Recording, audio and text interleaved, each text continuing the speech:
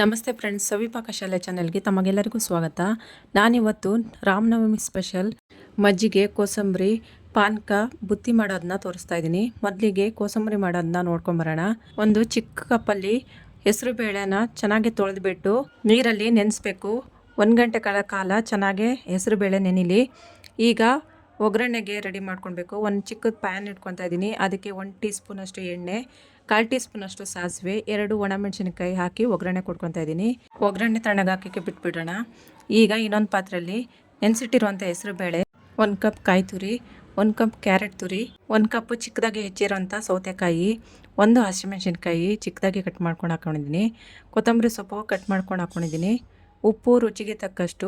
ಮೊದಲೇ ಮಾಡ್ಕೊಂಡಿರುವಂತಹ ಒಗ್ಗರಣೆನ ಹಾಕಿ ಚೆನ್ನಾಗಿ ಕಲಿಸ್ಕೊಂಡು ಇದನ್ನ ಪಕ್ಕಕ್ಕೆ ಎತ್ತಿಟ್ಕೊಳ್ಳೋಣ. ಈಗ ಪಾನಕಕ್ಕೆ ರೆಡಿ ಮಾಡ್ಕೊತಾ ಇದ್ದೀನಿ.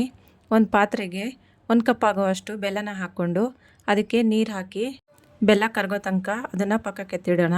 ಈಗ ಕುಟಾಣಿಗೆ 1 ಸ್ಪೂನ್ ಆಗುವಷ್ಟು ಸೋಂಪನ್ನ ಹಾಕ್ಕೊಂಡಿದ್ದೀನಿ. 4 ಕಾಳು ಮೆಣಸು, 2 ಏಲಕ್ಕಿ ಹಾಕಿ ಚೆನ್ನಾಗಿ ಕುಟ್ಟಿ ಪುಡಿ ಮಾಡ್ಕೊಳ್ಳೋಣ. ಕುಟ್ಟಿ ಪುಡಿ ಮಾಡಿರುವಂಥ ಮಿಶ್ರಣನ ನಾವು ಬೆಲ್ಲ ಮತ್ತು ನೀರು ಹಾಕಿ ಕರಗ್ಸೋಕಿಟ್ಟಿದ್ವಲ್ಲ, ಆ ನೀರಿಗೆ ಹಾಕಿ ಚೆನ್ನಾಗಿ ಕಲಿಸ್ಕೊಳ್ಬೇಕು.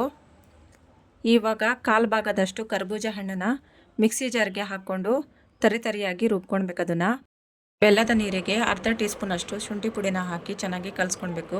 ನಾವು ಮೊದಲೇ ರುಬ್ಕೊಂಡಿದ್ವಲ್ಲ ಕರ್ಬೂಜದ ಹಣ್ಣು, ಅದನ್ನು ಡೈರೆಕ್ಟಾಗಿ ಒಂದು ಪಾತ್ರೆಗೆ ಹಾಕ್ಕೊಳ್ತಾ ಇದ್ದೀನಿ. ಬೆಲ್ಲದ ನೀರು ಸೋದಿಸ್ಕೊಳ್ತಾ ಇದ್ದೀನಿ. ಈಗ ಕರ್ಬೂಜದ ಹಣ್ಣು ಚಿಕ್ಕದಾಗಿ ಕಟ್ ಮಾಡಿರೋದನ್ನ ಒಂದು ಸ್ವಲ್ಪ ಪೀಸಸ್ ಹಾಕ್ಕೊಳ್ತಾ ಇದ್ದೀನಿ. ಪಿಂಕ್ ಸಾಲ್ಟ್ನ ರುಚಿಗೆ ತಕ್ಕಷ್ಟು ಹಾಕ್ಕೊಳ್ತಾ ಇದ್ದೀನಿ. ಈಗ ಚೆನ್ನಾಗಿ ಒಂದ್ಸತಿ ಕಲಿಸ್ಕೊಳ್ಳೋಣ. ಕೊನೆಯಲ್ಲಿ ಅರ್ಧ ಲಿಂಬೆ ಹಣ್ಣು ಹಿಂಡ್ತಾ ಇದ್ದೀನಿ. ಲಿಂಬೆ ಹಣ್ಣು ಹಿಂಡೋದ್ರಿಂದ ಹೊಟ್ಟೆ ಉಬ್ಬರ ಬರೋದಿಲ್ಲ ಮತ್ತು ರುಚಿನೂ ತುಂಬಾ ಚೆನ್ನಾಗಿರುತ್ತೆ ಲಿಂಬೆ ಹಣ್ಣು ಹಿಂಡೋದ್ರಿಂದ.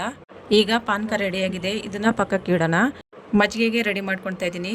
ಈಗ ಕುಟಾಣಿಗೆ 1 ಇಂಚಷ್ಟು ಶುಂಠಿನ ಕಟ್ ಮಾಡಿ ಹಾಕ್ಕೊಳ್ತಾ ಇದ್ದೀನಿ. 1 ಹಸಿಮೆಣ್ಸಿನ್ಕಾಯಿ ಹಾಕ್ಕೊಂಡಿದ್ದೀನಿ. ಕರಿಬೇವು ಸೊಪ್ಪು ಒಂದು ಸ್ವಲ್ಪ ಹಾಕ್ಕೊಂಡು ಚೆನ್ನಾಗಿ ಕುಟ್ಕೊಳ್ಬೇಕು. ಅದಕ್ಕೆ ನೀರು ಹಾಕಿ ನೆನೆಸಿಟ್ಕೊಳ್ಬೇಕು ಒಂದು ಸ್ವಲ್ಪ ಹೊತ್ತು. ಈಗ ಮಿಕ್ಸಿ ಜಾರಿಗೆ 1 ಕಪ್ ಆಗೋಷ್ಟು ಮೊಸರನ್ನ ಹಾಕ್ಕೊಂಡು ಅದನ್ನು ಗಂಟಿಲ್ದಂಗೆ ಒಂದು ಸತಿ ರುಬ್ಕೊಳ್ಳೋಣ.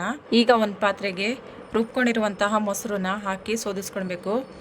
ಕುಟ್ಟಿದ ಮಿಶ್ರಣನ ನೀರಲ್ಲಿ ನೆನೆಸಿಟ್ಟಿದ್ವಲ್ಲ ಅದನ್ನು ಸೋದಿಸ್ಕೊಳ್ಬೇಕು.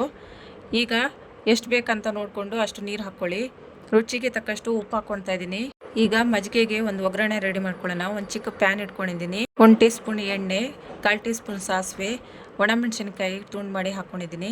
ರೆಡಿ ಮಾಡಿಟ್ಟಿರುವಂಥ ಮಜ್ಜಿಗೆಗೆ ಕೊತ್ತಂಬರಿ ಸೊಪ್ಪನ್ನ ಹಾಕ್ಕೊಳ್ತಾ ಇದ್ದೀನಿ. ಅದಕ್ಕೆ ಮಾಡಿಟ್ಟಿರುವಂತಹ ಒಗ್ಗರಣೆನ ಹಾಕಿ ಒಂದ್ಸತಿ ಕಲಸೋಣ. ಈಗ ಮಜ್ಜಿಗೆ ರೆಡಿ ಆಯಿತು. ಈಗ ಬುತ್ತಿ ರೆಡಿ ಮಾಡ್ಕೊಳ್ಳೋಣ. ಒಂದು ಬಾಣಲಿಗೆ 2 ಸ್ಪೂನ್ ಎಣ್ಣೆ, 1/4 ಟೀ ಸ್ಪೂನ್ ಸಾಸಿವೆ, 1 ಸ್ಪೂನ್ ಉದ್ದಿನಬೇಳೆ, ಚಿಕ್ಕದಾಗಿ ಕಟ್ ಮಾಡಿರುವಂತಹ ಒಣಮೆಣಸಿನಕಾಯಿ, ಕರಿಬೇವು ಸೊಪ್ಪು ಒಂದು ಸ್ವಲ್ಪ, 1 ಈರುಳ್ಳಿ ಚಿಕ್ಕದಾಗಿ ಕಟ್ ಮಾಡಿಕೊಂಡು ಹಾಕ್ಕೊಂಡಿದ್ದೀನಿ. ಈರುಳ್ಳಿ ಜಾಸ್ತಿ ಹೊತ್ತು ಬೇಯೋದೇನು ಬೇಡ, ಒಂದು ಸ್ವಲ್ಪ ಬಾಡಿಸ್ಕೊಂಡ್ರೆ ಸಾಕು ಎಣ್ಣೆನಲ್ಲೇ. ಈಗ ಬಾಣಲಿನ ಕೆಳಗೆ ಇಳಿಸ್ಕೊಂಡು ಬಿಸಿ ಅನ್ನನ ಹಾಕಿ ಅದನ್ನು ಚೆನ್ನಾಗಿ ಕಲಿಸ್ಕೊಬೇಕು. 1 ಕಪ್ ಆಗುವಷ್ಟು ಮೊಸರನ್ನ ಹಾಕ್ಕೊಂಡಿದ್ದೀನಿ. ರುಚಿಗೆ ತಕ್ಕಷ್ಟು ಉಪ್ಪು ಹಾಕ್ಕೊಂಡು ಚೆಂಬಿನಲ್ಲಿ ಚೆನ್ನಾಗಿ ಸ್ಮ್ಯಾಶ್ ಮಾಡ್ಕೊಳ್ಬೇಕು.